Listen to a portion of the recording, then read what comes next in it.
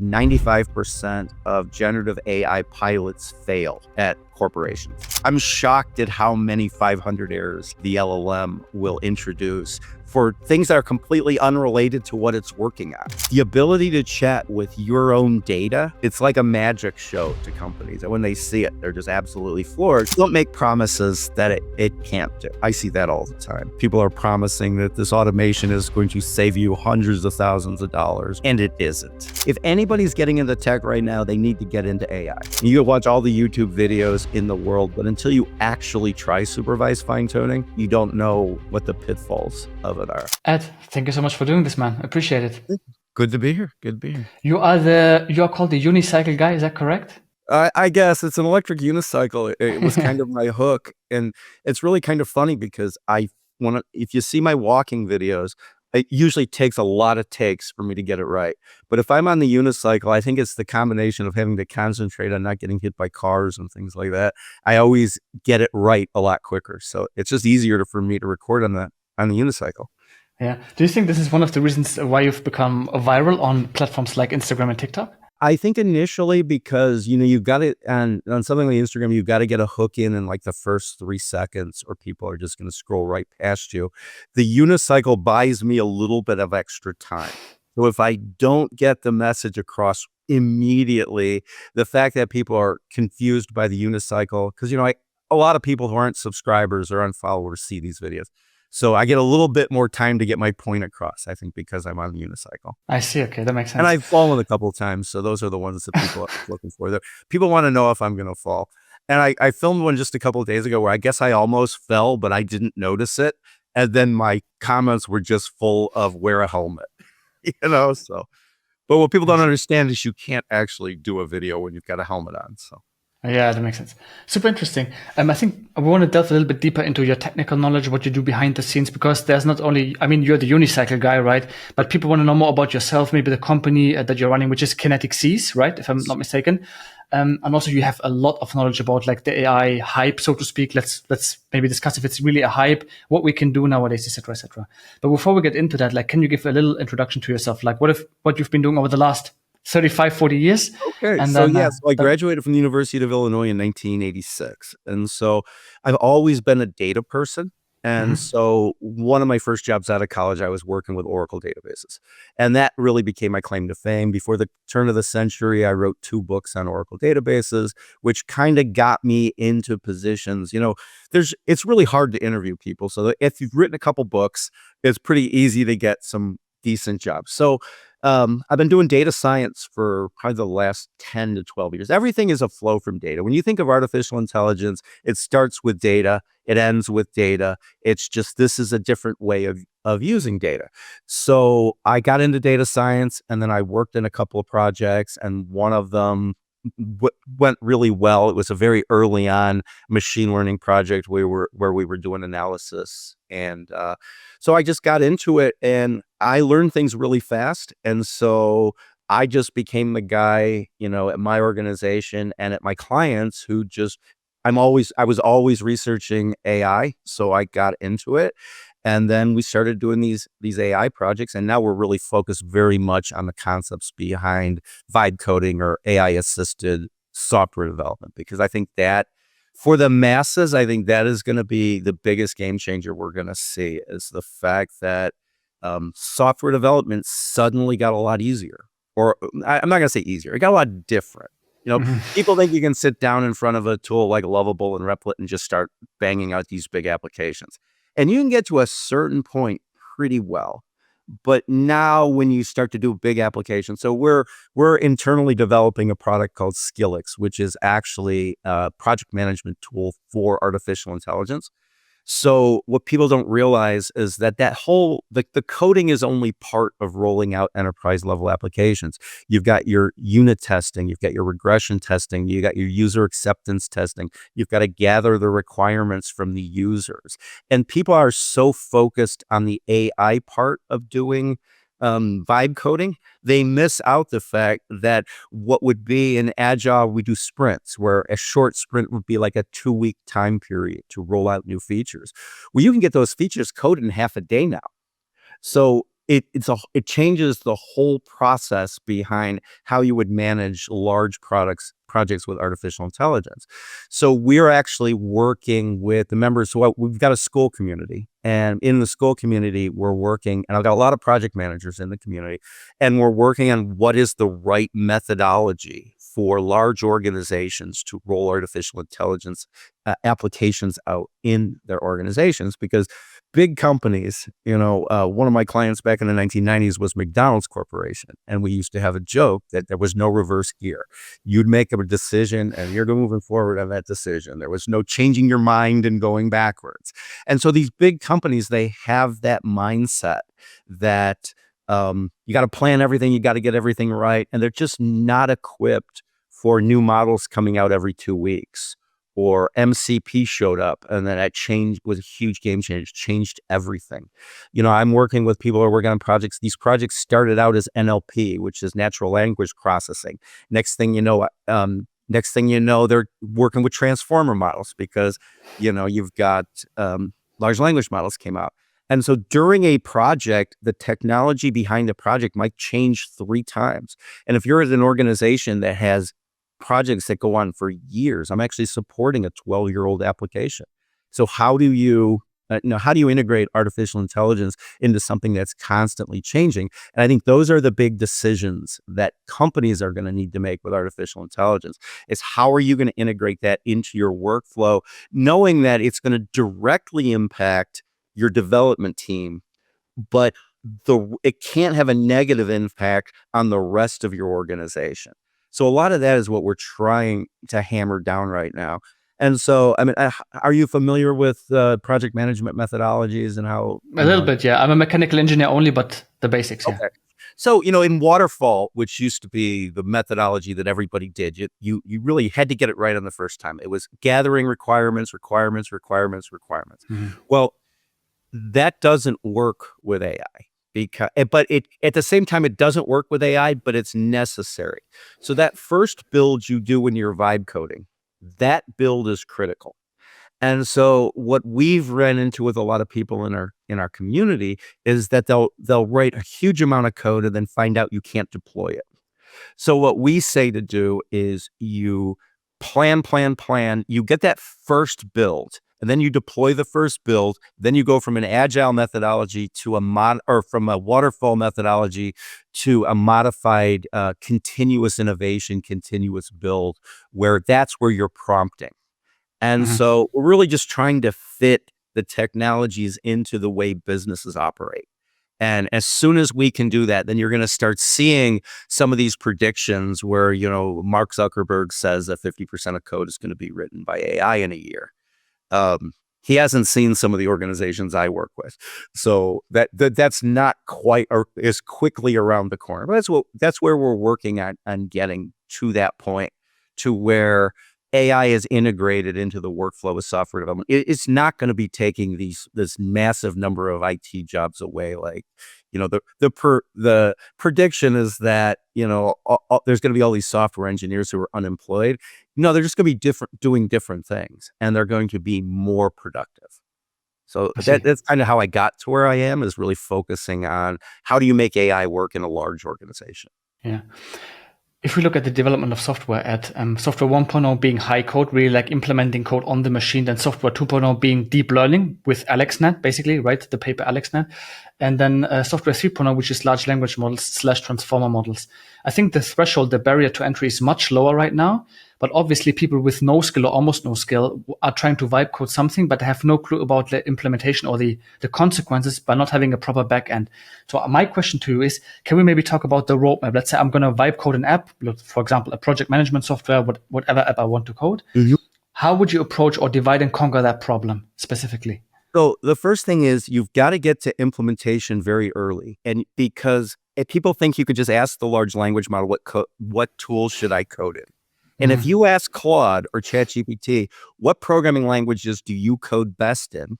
It's going to say that it's best in React and Next.js. It's going to tell Mhm. you that you should develop everything in React. The problem is for a human, React has a fairly high barrier to entry. It has a fairly high learning curve. So if you're willing to trust the LLM 100%, okay, use something like a React. But what I found is using the older tech stacks, the ones that are more wordy, like LAMP stack, where you're using PHP and a MySQL database. The large language models are better at coding in those over the long run. The first draft may not be nearly as good, but over time, as you're doing more and more writing of the code, those simpler stacks get easier to use. So I did a reel where I said vibe code like it's 2015.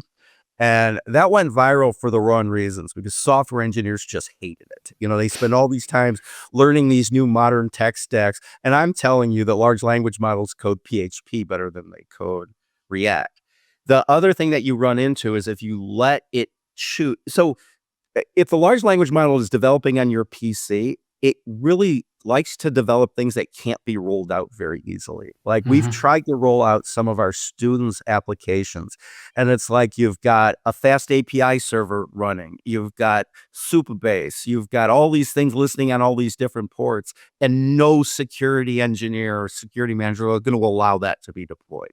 So the way I break it down is create the minimum viable application first, then deploy it and make sure you can deploy it. Make sure you can get the ports open, make sure you can get your SSL certificates in place, make sure that your API keys aren't exposed to the universe, then then start putting the features in, build the features in slowly after that. That's when you're going to the agile methodology where you're saying, okay, now we want to add this feature. Let's make this feature work. Know that this feature is going to work. So one thing I tell everybody is lean very heavily on Git.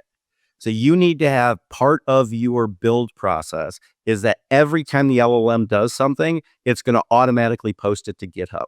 Okay. Commit it to GitHub because when the LLM messes up, the LLM messes up big. Okay. And I've had Claude Code give up and go back and pull from GitHub and pull a previous version down because it went down a wrong path. So it's really about how well you're planning your development environment up front, making sure that you've told Claude Code, I want you to write everything you do in an activity file. I want you to commit at the end of every major event. I want you to keep track of all the prompts I give you, because if I give you a prompt and that prompt actually ends up writing really bad code, I want to know that so I don't do that again. Hmm. So now we're to the point where I think that LLMs, even in their state today, can write really large applications, but it's up to us to develop the framework around it so that those applications can, be migrated effectively. So the first thing I always recommend to everybody is deploy early. You don't even have to have working functionality. If you've got, you're going to have an authentication module. So logging in, registering, make sure you've got that.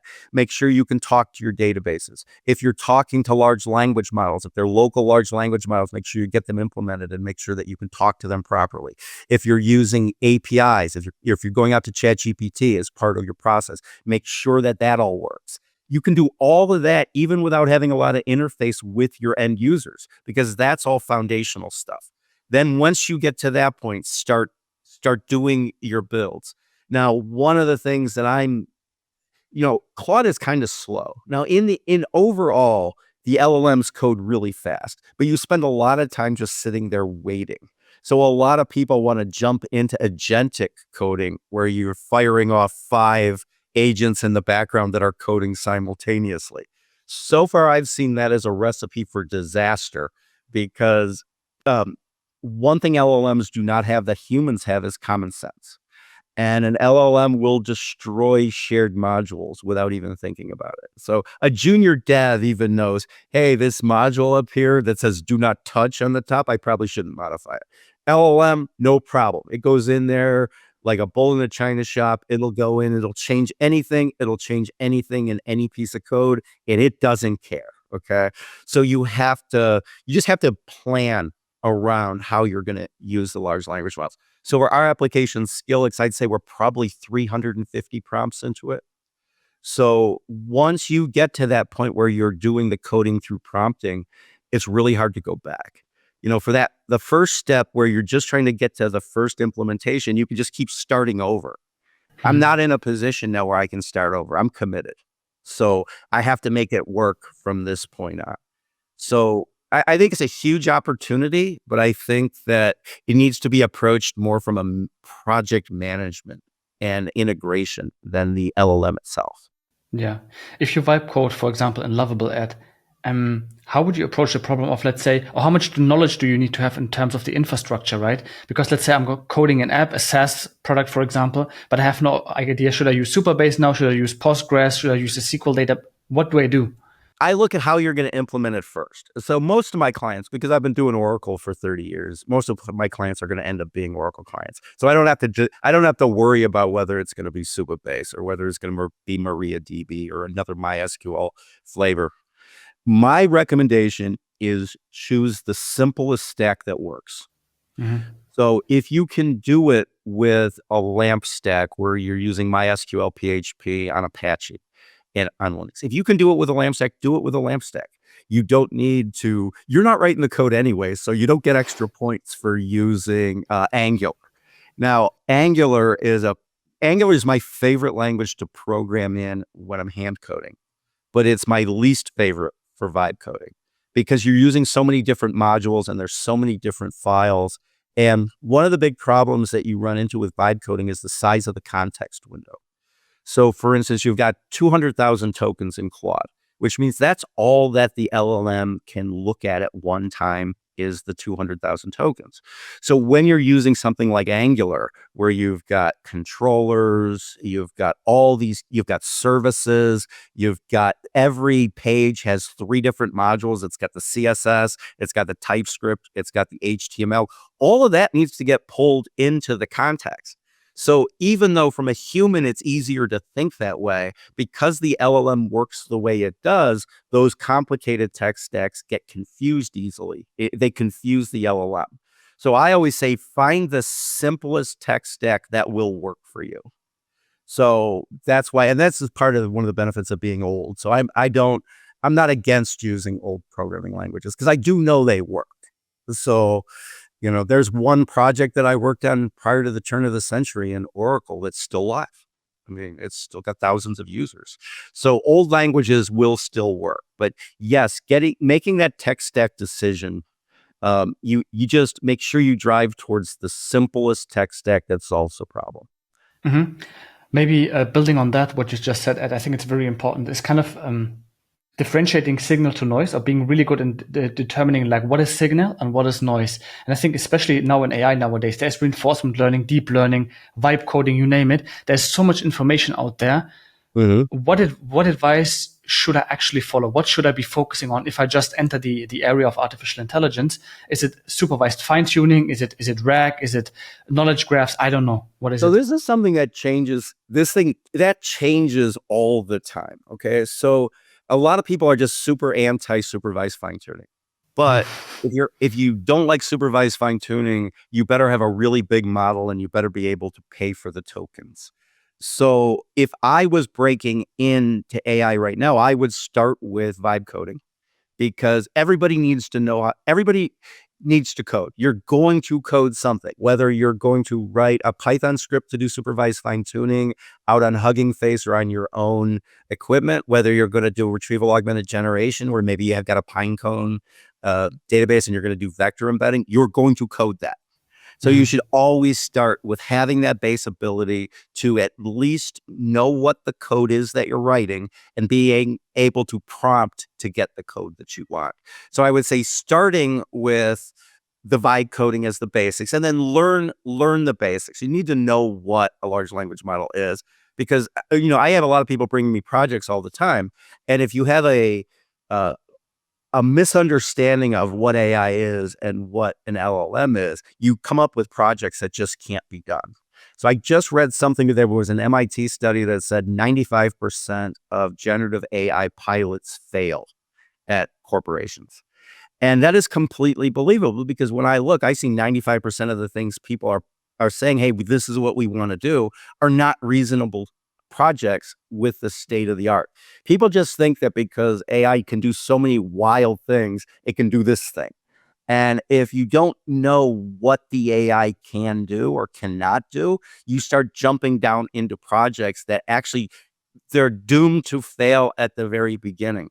And what my recommendation always is for companies that are breaking into AI, do something that somebody else has done.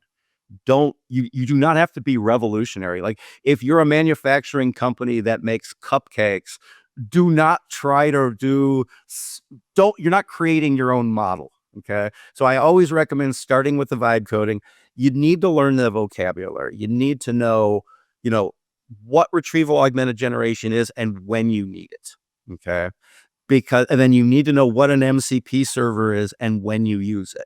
Now, one of the biggest pieces of confusion I see is people confuse MCP with RAG, but they don't realize that RAG is before the prompt, MCP is during the process.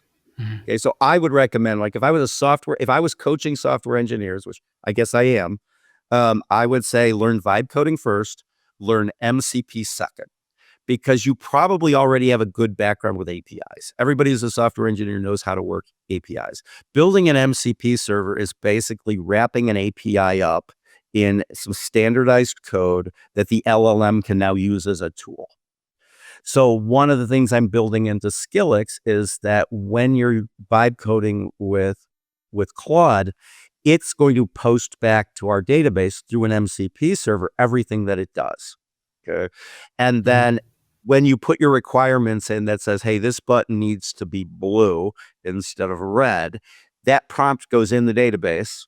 And then when it gets sent to the to Claude to do it, the MCP server, then Claude knows, because once you tell Claude that an MCP server is there and give it the instructions on how to use it, it just integrates it right into its flow. One of the things we started doing is integrating Microsoft Playwright MCP server into everything we do with Claude, because Claude is so good at breaking things. We need to know that we have an automated testing script that the AI actually writes. So as the AI is building new things, the last step is add to the testing process the functionality to test what you just did. And it even can be as simple as every time you do a build, going through and clicking every button to make sure you don't get a 500 error or a 404 error. I'm shocked at how many 500 errors the LLM will introduce for things that are completely unrelated to what it's working on. So learn the MCP servers. That's the easiest thing for existing software engineers to do, because it makes you a hero inside of your organization. There's nothing better than doing a demo where you have a person who works at a company sit down at Claude Desktop and say, what were our sales for last quarter? And then a custom MCP server goes to your private database, queries what your sales were for last quarter, and brings it right into Claude. The ability to chat with your own data it's like a magic show to companies. And when they see it, they're just absolutely floored. And that's something that almost every software engineer can do with like 1 or 2 days of prep. You know, Mhm. learn what the MCP protocol is. If you want to code it by hand, more power to you. Otherwise, vibe code it. Yeah, that makes a lot of sense. I made a video recently on TikTok which talked about kind of the different, call it maybe fragmented solution, especially when you work with APIs. And I feel a lot of AI agencies, it feels a little bit like the e-commerce space, as which is a lot of people learned a little bit about AI, artificial intelligence. Now they become an AI agency and they sell apparently these templates for like 5K or whatever. But the problem is these people, these kids sometimes don't understand the connection, the API, the MCP. So actually, I think they will fail long term. So actually, the AI agencies that will last long term are the ones who understand the connections at the interfaces. Would you agree or disagree? Oh, absolutely. I think those are the two things, is that you've got to you're selling these AI agents. For one thing you have to understand is that, is the company that you're selling it to going to allow, if let's say you're doing N8N, okay, and you're not going to be installing N8N at the company, and now you got a cloud subscription. 80% of the companies I work with do not want their prompts going to the cloud. So if the automation agency does not understand that you have to be able to install it locally, and it has to go through, usually chief security officers got to the position they're at by saying no a lot. Okay. They just say, no, you can't do that. And so you come in as an AI agency we've got this great automation and it works great. It's reading people's email. And the first thing the CSO goes is, yeah, we're not giving you access to our email boxes. That's just like the first thing. Or you've got an agency that wants sudo access. It wants to be the root of your operating system. And you're just like, no, you can't do it. So I think in the long run, automations are going to be huge. But I think a lot of people jump the gun, especially with large organizations. Now, if you're running a flower shop on the corner and you just want something to check your Yelp reviews or check your Google reviews and respond to everybody, those are great. Okay. You can do those all day long, but you're not going into a major corporation and putting in an automation without it going through a rigorous security check that you probably don't know how to survive because you didn't write the code. You dragged and dropped some stuff on the page. So I think, like with every technology, look, when crypto first came out, there were all these crypto projects that were going to use the immutable ledger to, solve all the problems in the world. And then as soon as they ran into corporations that were like, yeah, no, we're not doing this. So I think you're going to see a lot of that, but it doesn't mean people shouldn't, if you can do it and you can make money at it right now, more power to you, but you need to have the vision that you're going to need to refactor these into native code. And that's one of the reasons I tell people who are doing AI automations with something like N8N, also learn to vibe code, because you could take that same N8N automation and vibe code it. It's going to download, LangChain or Llama Index, or it's going to download some other utilities that you've never heard of before, but it'll work. And,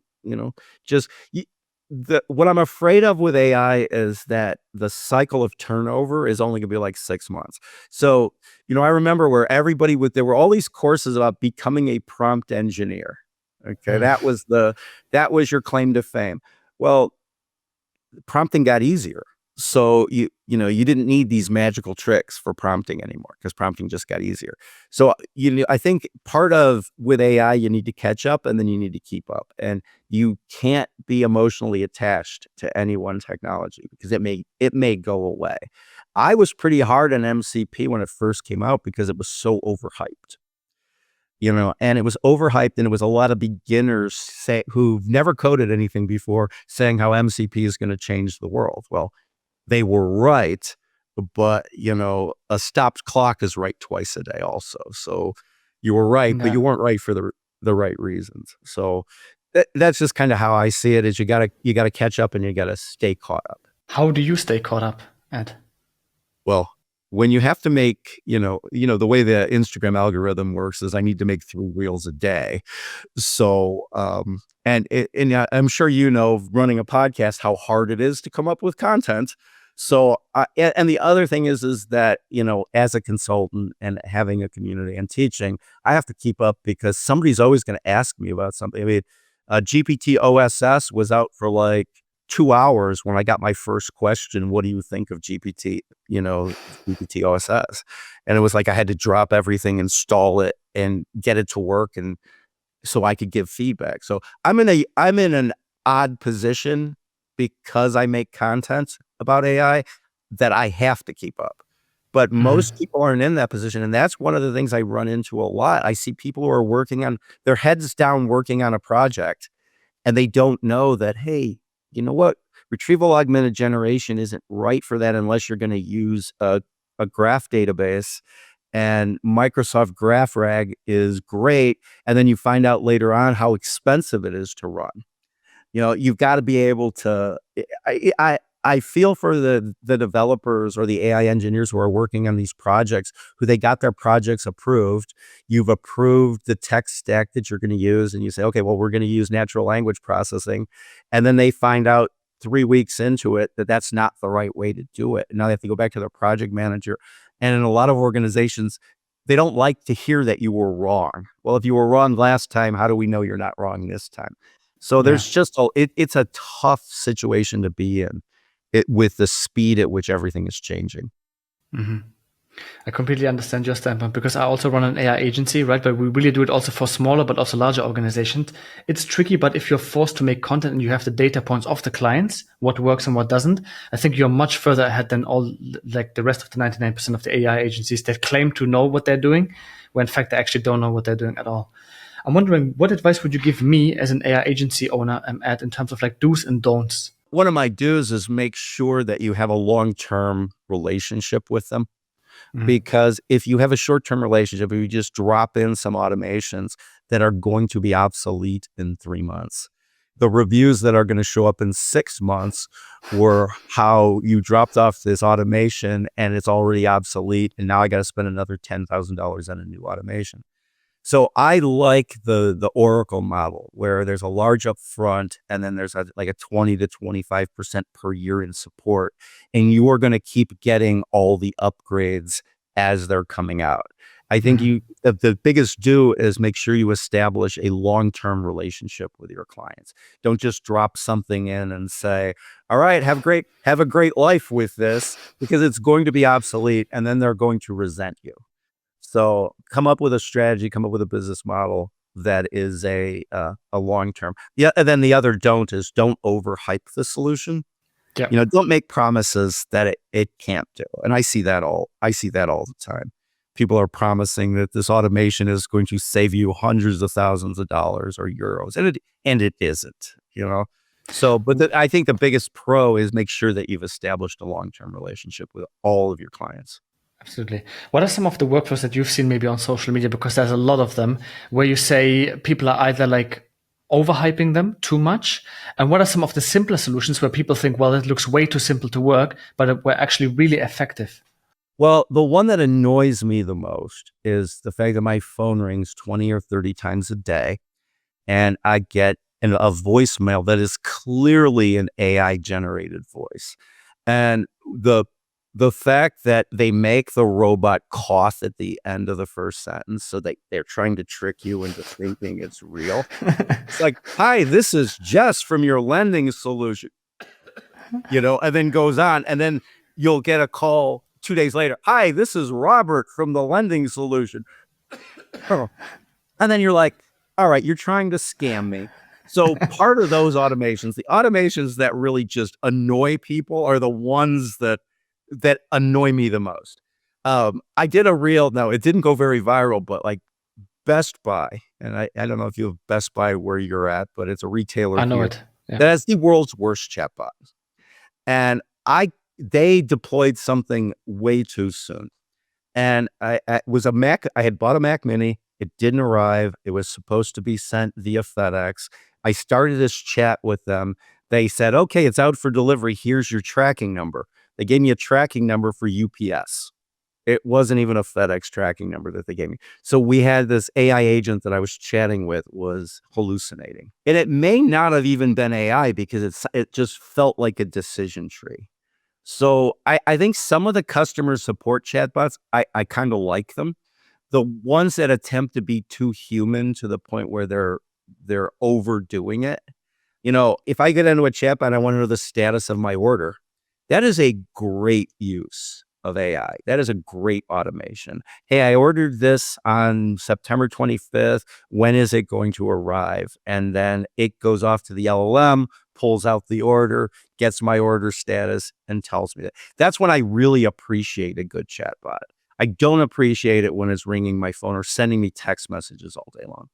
Mhm. So from an agency standpoint, I'm like, just don't be evil. Okay? It's just that's the That's I think that's an easy one. It's trivial, but yeah. Yeah, I see a lot of that, and then answering simple emails, sentiment analysis, okay? I have one client that receives thousands of emails a day. And if it's just, "Hey, I bought your product and I really love it," okay, that needs to go one place. If it's, "I bought your product, it is the worst thing I've ever used and I need to," then you need to direct that somewhere else. So things like sentiment Mhm. analysis, determining if people, like your project, routing of emails, I think those are great. Um, just cut from a customer support standpoint, if somebody signs up make for your application, making sure that they get a welcome message right away. Some of those are great automations, But I think there's a fine line between things that should already be built into the application and things that you're doing AI automations on. So if you're using a customer relationship management tool and it doesn't have a lot of these triggers built in, then you're looking to somebody like you at an AI automation agency to automate things that should be in the product already. Now, what I would be concerned of if I was in your position is that they're going to start building those things into the product. So you Mm. need to stay one step ahead of the app designer. Because even a lot of the automations I was building into my platform, my team turns back and says, well, why are we doing an external automation on that? That should just be part of the code. So I think it's going to be a very fluid market over the years, over the coming years. But, I think it's going to be a growing market. And it's just, I can't predict where anything's going to. I predicted that ChatGPT was never going to release an open source model. As soon as I predicted that, out it came.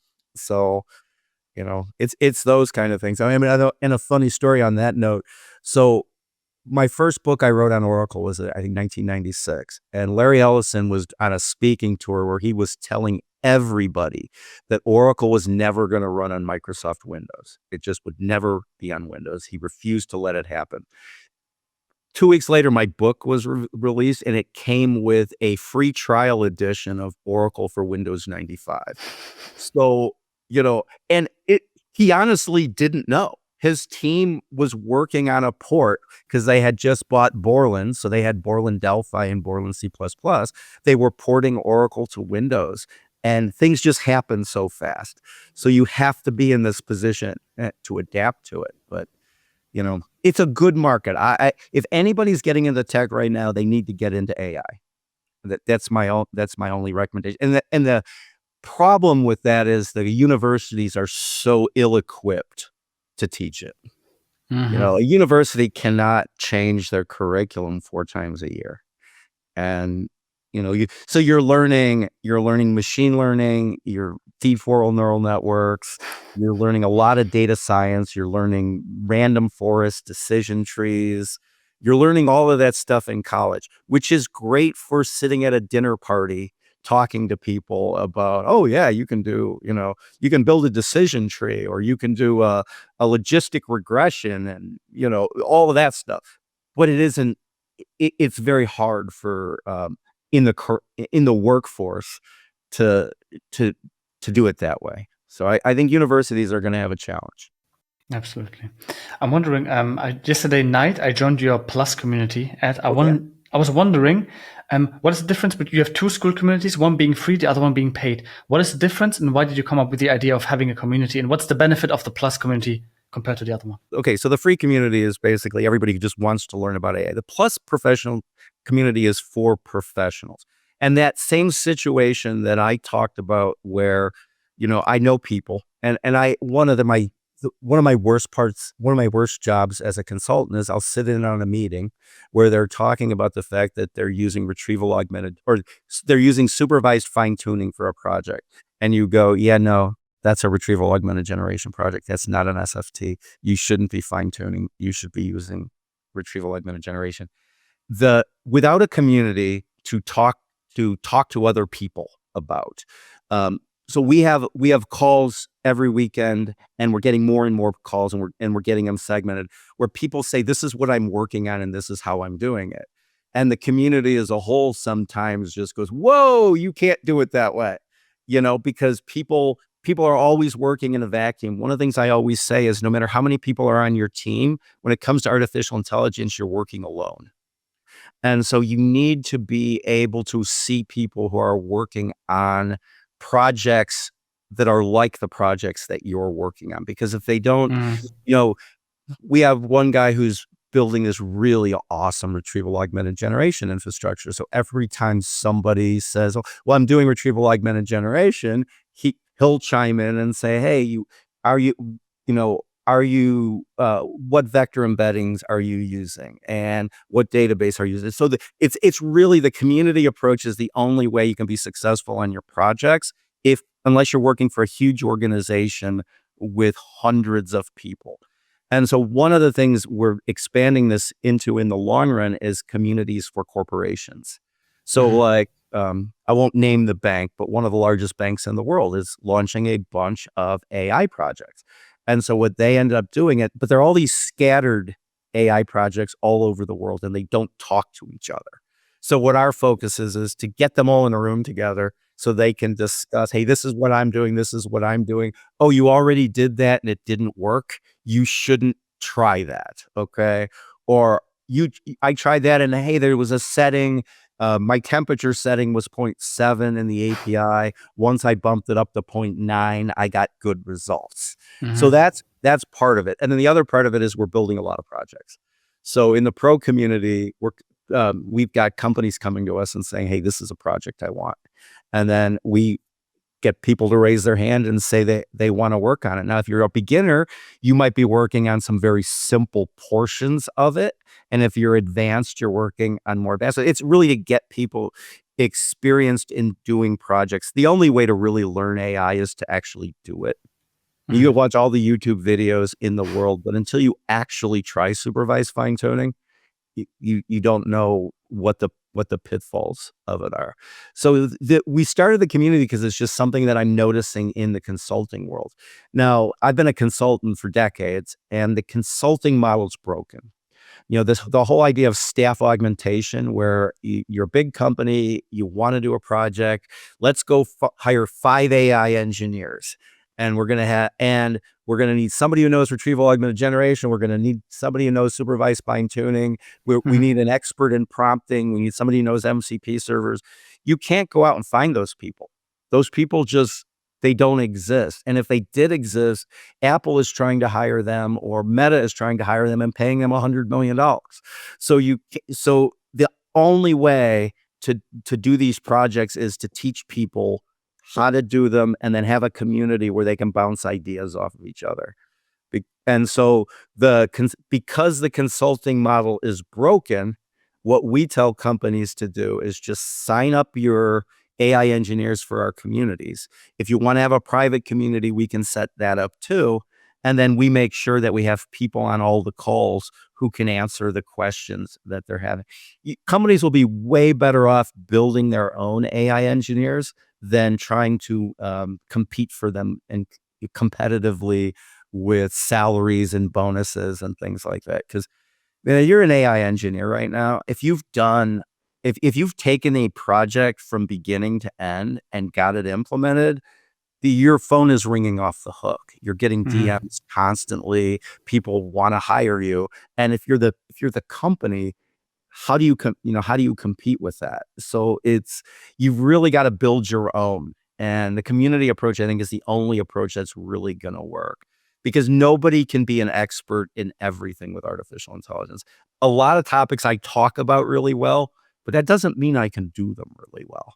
So, but there are always going to be people who can. Absolutely. I want to talk to you a little bit about the topic of build versus buy. So, should you build something in-house versus buying it externally from, let's say, from us as an agency? What is your stance on that? My stance is actually buy then build.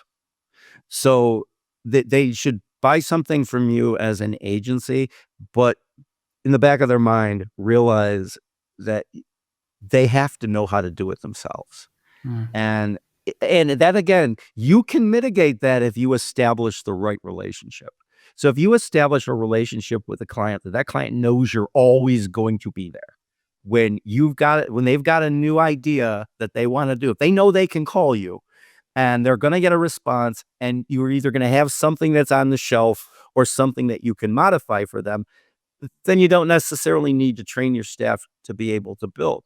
But I think buy then build is to me the most effective thing. So by the simple AI automation that you're answering the emails, you're doing a sentiment analysis, all this, buy those. Okay. But then when you get to the stuff that is very proprietary for your organization, that nobody is going to have an app that does Mm. exactly what you want it to do. So if I'm a major restaurant company and part of our thing is we build restaurants all over the country, there is not going to be an AI for that. Okay. But there's going to be a lot of AI automations for the simple things. So buy everything you can and then do that custom project in house that's proprietary, that gives you the competitive edge. Because look, you're selling AI automations and you're not saying, I'm going to sell it to you, but I won't sell it to your competitor. You're going to sell it to them. You break into that market, then you're going to sell it to all their competitors. So Yeah. they need to, if they want that competitive edge, they're going to have to build it themselves or get you under some sort of an exclusive contract. Absolutely. How do you make sure you upskill? Let's say you deploy an AI project. How do you make sure the client is properly upskilled? So how we solve it, for example, Ed, is we have something like a learning suite where when we deploy an AI project, we just record a bunch of videos telling them how that thing works in That, detail. that is exactly it. And that's what we're building into Skilliks. So the thing is, so we built a project management tool that has an educational component. So one of the things you do when you're a project manager and you put your project into our application, first of all, with vibe coding, if you don't tell the LLM to do it, the LLM won't do it. So if you don't tell the LLM, I need a password reset button, it's not going to give you a password reset button. Okay. Hmm. If you don't tell it you want multi-factor authentication, it's not going to build it. So we start with a survey, go through, are these all the modules you need? Okay. So you get to that point, and then we use AI. We actually send a prompt to Claude that says, based on this project, what skills do the developers and the support staff need? So if you've defined a project that, let's say, it's going to use an API call to GPT or an API call to Claude, what we do is we make a call to the LLM to list out all of the different skills that your in-house staff would need if they're going to build this, and then we tie it back to the courses.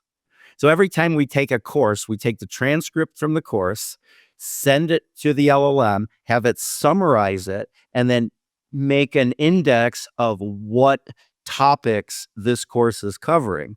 So then we're linking the project to the courses in the end. Hmm. So in your case, it would be the same thing. Have a library of documents for them that when you implement this, these are the things you should know.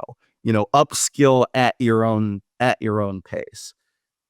And it's just, AI is one of those situations where you need to have a link between the education and the projects, because there's so many things that aren't relevant to you might need, there's no reason for them to go out and take a full course and supervise fine tuning if that's not part of the automation that you sold them, or Yeah. they're not ever going to need to do it.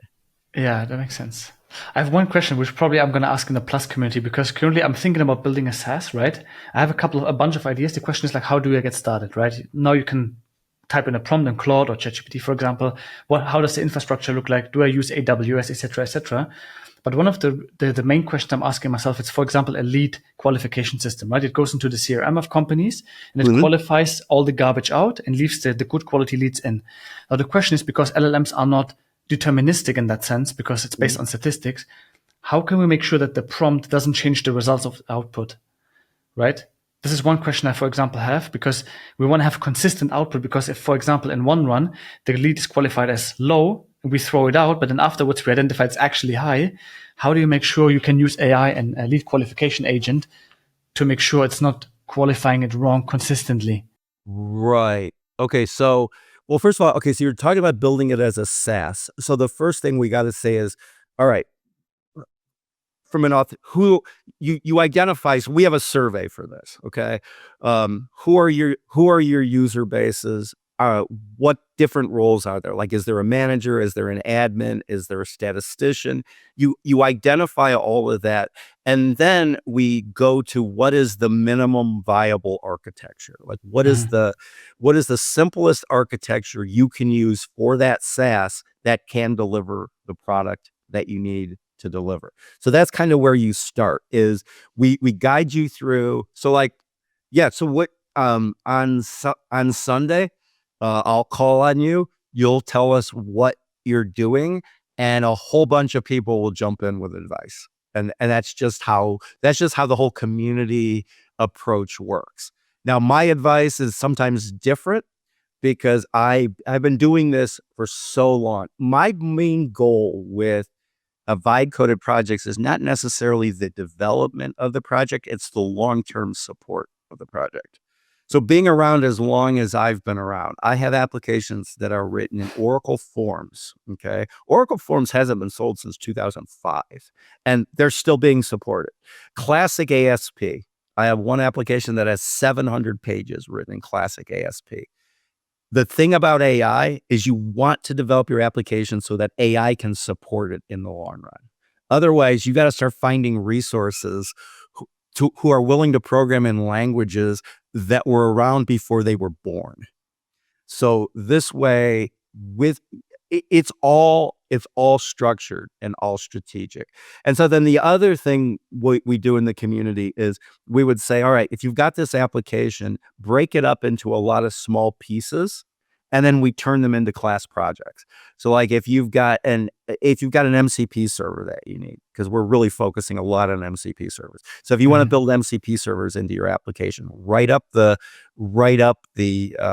requirements, and 10 people will want to work on it. And then, pick one that you like. And if you like the person who did it, keep bringing them on to do the projects for you. But you really do have to start with the requirements gathering portion of it. And then, so what I always say is requirements, first deploy, then continuous innovation and a continuous build. We have a lot of those. And we have one guy who works out of Texas who he's brought in about 20 different projects that he's already got customers for. And we have to figure out the best way to get those developed. I see. Interesting. Super cool. Anything else I missed? Anything that I should have asked that I maybe might have missed in this podcast? Oh, see, it's early, so that's going to be a hard question. No, I think you've really covered everything. Yeah, there's pretty much. Do you have live calls, by the way, in the community? I haven't checked it out yesterday because I literally signed up yesterday night. Yes. We have this 1 hour call every Sunday morning my time, so it'll be like probably about 2 p.m. your time. Yeah, it's a 1 hour call, and I don't think it's ever gone less than 2.5 hours. So usually, we have a live call on Saturday, which I just teach a topic. Like this weekend, it was actually vibe coding AI automations. And it's just the week before it was building MCP servers. So there's like one topic that's just a course. We do those on Saturdays. And then on Sunday, we will build something. And then those are where people are always bringing up what their different projects are that they're working on and what they run into. Like that was one of the ones where somebody was doing supervised fine tuning, and he was so crushed when the entire community said, no, that's not SFT. You should be doing retrieval augmented generation. And it probably saved him months though on his project because he was going down the wrong direction with it. I see. Do you actually, when I go to Classroom, they're basically being saved in that tab? Is that correct? Like the recordings of your teachings? Yes, yes, because of time zone issues. Our calls are midnight for a lot of our members. So okay, cool. Yes, and then the first thing you would want to do when you join the community is join Skilliks. So that's our application. And when you get into it, realize that is 100% vibe coded. We made the conscious decision when we started this app that we would write none of the code, even though it's written in languages we all understand. It's all vibe coded, because it isn't until you get a couple hundred prompts into vibe coding that you realize how dumb the LLMs get. Like there's a sliding scale of quality and time. So as the applications get bigger, the quality of the code you get out of any individual prompt goes down, and the time it takes for it to return goes up. Yeah, absolutely. Yeah. That was a good session, Ed. Thank you so much for taking the time. It's very early where you're at. Thanks for having me, and I look forward to seeing it online. Likewise. And of course, I'll promote it in the community. So if there's anybody else you want to talk to from the community. We'll also share some clips on social media as well. Yeah, we'll also share some social media clips as well on TikTok and Instagram. Maybe you can share those as well. Absolutely. I'll send them to you. I'll share them with you so you can post them if you run out of content ideas. Absolutely. Always need content. Good stuff. All right. Well, have a great rest of your day. Thanks, you too. All righty.